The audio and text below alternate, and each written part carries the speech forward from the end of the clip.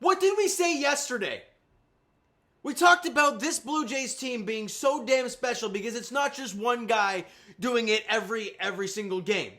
It's every day there's someone new, and we broke down the last few games. The Dodgers game being the Ernie Clement and Mason Fluharty game. You got Vladdy hitting the 2-run shot against the Cubs. You had Kirky yesterday. Who was it today?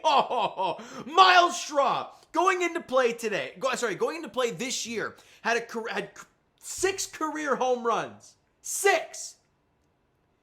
Not only does he leave the ballpark today with 4 this year, he goes deep twice in this game, including in a very big moment when you're only up 1-0 in the second, hitting a 3-run shot. Myles Straw gives you 4 hits, goes 4 for 5, drives in 5 runs, hits 2 homers and scores 3 runs. Have a day, Myles Straw. And what a ball game it was at Rogers Center as the Toronto Blue Jays pulverized, demolished, shit pump. Whatever words you want to use, they'll probably all work. 14-2 beatdown of the Texas Rangers. And not only did the Toronto Blue Jays win yet another series and continue to dominate on home field, they improved their record now to 73-51. 1 win off of last year's total. Yeah, that's where we're at, and it's mid-freaking August.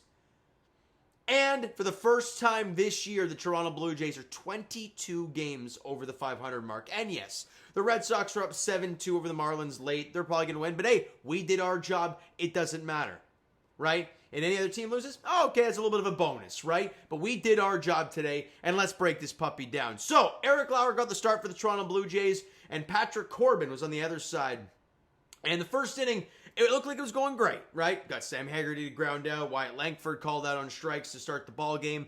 But then, line drive to the opposite field off the bat of Corey Seager. Right at Davis Schneider, he can't make the play. It's an error. Then he walks Jake Berger, and we're like, okay, but it gets the fly out to end the inning. We're like, all right, we're good.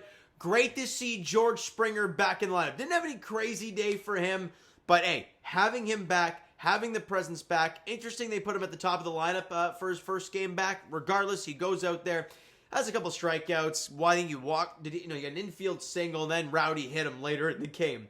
But just incredible to see George Springer back out there, and it just makes that lineup so much deeper than it already is. It's so nice to see. Now, bottom of the second inning is where things start to go crazy. Bo centers, holy smokes, I'm just too excited, okay? Bear with me. Bo singles to left center field to start the inning. Kirky then flies out, but then Dalton Varsho comes up, and he singles to right center, or to left center field. Bo to third. He had a great read on the ball. He goes first to third on that single, and you got guys in the corners with only 1 out for Ernie Clement. And he drives one down the left field line into the corner for a double. Bo scores. Varsho to third. Guys at second and third with a 1 out for Myles Straw. And all I'm thinking is, hey, do you maybe drop the bunt and get people running around? Or if you're Myles Straw, just find a way to get the ball in the outfield and score that run from third. Well, he does that, but he drives one to left field, and it's gone. It's a 3-run shot for Myles Straw. Scoring Ernie Clement, scoring Dalton Varsho. It is 4-0 Blue Jays early, and they weren't done. Andres Jimenez singles to right field after George Springer then strikes out. There's 2 out. Davis Schneider singles to left field. Now you got 2 on now. And Vladdy's up at the dish. He takes a walk, loading the bases for Bo Bichette, who drives one to the right center field gap. It looked like the center fielder was going to make the play, but it goes off the end of his glove. Davis scores. Jimenez scores. Vladdy looks like he almost did a nifty slide to slide around the tag, but he gets tagged out on the review. Regardless of that, it is 6-0 Blue Jays after 2 innings of work. Beautiful stuff. But hey, it's not over yet, right? Lots of ball to play. Top of the third inning, Jake Berger to an RBI single, making it 6-1. And I'm like, damn, you want to put a 0 up, right, after you put up some runs. But the Jays are like, don't worry about it. We got it in the next half inning. Bottom of the third with Dalton Varsho on base. Myles Straw drives one again to left field, and it's gone. A 2-homer day. Homers in back-to-back at-bats for Myles Straw. His first career 2-home run day. Obviously, dude's only hit 6 coming into this season. His 4th on the year. And puts the Blue Jays back. I think it was 8-1 at this point, and we're feeling good, right? Bottom of the 5th inning, the runs continue to come. Let's go through it, okay? They bring in, no, they didn't bring anybody in. Bo strikes out to lead off the inning. Alejandro Kirk walks. Then Dalton Varsho hits a line drive to right. Another home run for Varsho. He's got 13 on the season. Dude's barely played this year. It's awesome. It's 10-1. We keep going, right? After Ernie lines out, Myles Straw singles to left field, his third hit of the game. Andres Jimenez draws a walk. George Springer with an infield single. Bases loaded. Davis Schneider, a really good at bat, draws a walk. They score another run. And it is, I don't even care at this point. I think it's 11-1 Blue Jays at this point. Bottom of the 7th inning off of Rowdy Tellez. Davis Schneider hits a 3-run shot, scoring Springer and Nathan Lucas. Making it 14-1 Blue Jays, and the Blue Jays in the top of the 9th inning. Like, look, we don't want to use any relievers either. They used Tyler Heineman to throw the final inning, and Jake Berger's an RBI single, making it 14-2. But that is all she wrote, and the Blue Jays win it, like we said, 14-2. They are 22 games over 500. They've won 3 in a row now. At the very least, they've won a series, and you needed this game because you got Eovaldi you're facing tomorrow. You needed to find a way to do a job today, and you did. Let's get to these players' stats because there's a lot of them, all right? George Springer, 1 for 4 with a run scored. You'll take it. Davis Schneider, 3 for 4 with a couple runs scored, 4 RBIs and a dinger. And he also walked once, so got on base 4 times. Have a day, Davis. Vladdy went 0 for 3 with a walk. Again, in a day where your big guy, your guy who's been red hot since the All-Star break, goes 0 for 3 with a walk. The team has 18 hits. That is what this Blue Jays team is all about, and it's so fun. Ty France goes 1 for 1. I mean, you got to hit it off Rowdy. It is what it is. Bo Bichette, 2 for 5 with a run scored. Drove in 2. Alejandro Kirk, again, the hero yesterday, 0 for 4 with a walk and a run scored. So him and Vladdy combined 0 for 7. But again, the Jays had 18 hits. This team, it's incredible. Dalton Varsho, have a day.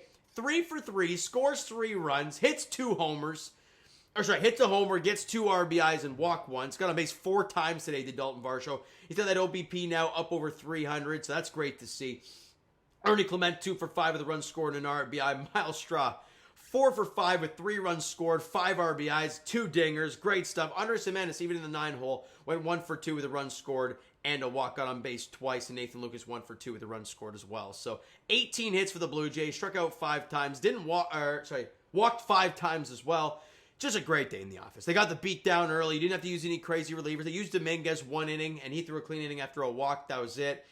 Great stuff. Eric Lauer got the start for the Blue Jays, and you kind of forget that in a 14-2 ball game. Would have liked him to see him go longer, though, right? With the way your offense was cooking, you wanted to see him pound the zone. He did struggle with command, which allowed the pitch count to rise. He only got 5 innings out of him, allowed 4 hits, 1 run, walked 3, and struck out 4. He was fine. 5 innings and 1 run ball. I'm not going to complain. But again, since you had to use Heineman and you had to use Dominguez, you would have loved to see Eric Lauer have a little bit more efficiency with the pitch count and go like 6, 7 innings, and then you could use Tommy Nance, and that's it. Would have been great. But regardless, doesn't matter. He was good. Tommy Nance pitched 2 innings for you, allowed 2 hits, but struck out 4. He was great. And let's be honest, you're just kind of using Tommy Nance right now. When Shane Bieber comes back, I think we're pretty confident that he's going to be the guy gone. So use him while you got him, and use it there. So Anthony Dominguez, clean inning of work, got a walk, nothing more. And Tyler Heineman, allowed a hit, but got a ground ball. It wasn't double play. It was a fielder's choice. But allowed 1 run. Who cares? And you win at 14-2. Awesome stuff. So, like I mentioned, the Boston Red Sox are probably going to win. The Yankees play later tonight. Who cares? On to tomorrow. The finale of this series is at 1:37 at Rogers Center. Look, expect a better ball game, okay? Because Jose Berrios gets the bump for the Blue Jays. He was fantastic in his last start against the Chicago Cubs in the opener of that series when I was at the ball game. And he's pitching in the finale tomorrow against Nathan Eovaldi. We talked about it yesterday. Nathan Eovaldi has been ridiculous this year. 114 strikeouts in 116 innings. He's 10-3 on a team like that with an ERA of 171, a whip of not even .9. He's been a joke this season. Only 20 walks on the year. I believe his last start he got roughed up, though. Going into that last start, he had an ERA of $1.38. That is ridiculous stuff from Nathan Eovaldi. But in his last outing against the Diamondbacks, went 5 innings, let 8 hits, 5 runs, allowed 3 homers, and only struck out 3. So maybe good sign of things to come for tomorrow. I don't know. It's going to be a low-scoring game tomorrow, hopefully, because that's the case. Berrios didn't get lit up. But the Blue Jays got to find a way to get to Eovaldi. They didn't do it against DeGrom. They got him out of the ball game, which was good to see. But you got to find a way to get to Eovaldi, because I believe that he faced the Jays once earlier this year, and that's when he got hurt, right? Yeah, he only threw 2 innings, allowed 2 hits, didn't allow any runs. So We'll see how it goes, Jays fans. I want to get the broom out tomorrow. I really do. We win that ball game, win 4 in a row. You're feeling phenomenal. All right, so you know what, guys? That is going to do it for this one. If you enjoyed the video and the ball game today, hit that like button. I do appreciate that. The subscribe button if you haven't done so already. Comment down below your thoughts on the video, thoughts on the game. Would you like, would you not like from today's game? For the Toronto Blue Jays, Twitter, Discord, Instagram, TikTok, all that stuff is down below. So follow up there if you haven't done so already. And I will talk to you guys, Jays Edition, of course. The finale tomorrow, Game 3 of the 3-game series against the Texas Rangers at Rogers Center. Nathan Eovaldi, Jose Berrios is the pitching matchup of the boys, so to keep on rolling. Thank you so much for listening and watching. I hope you enjoyed the video and the dub today. Talk to you guys then.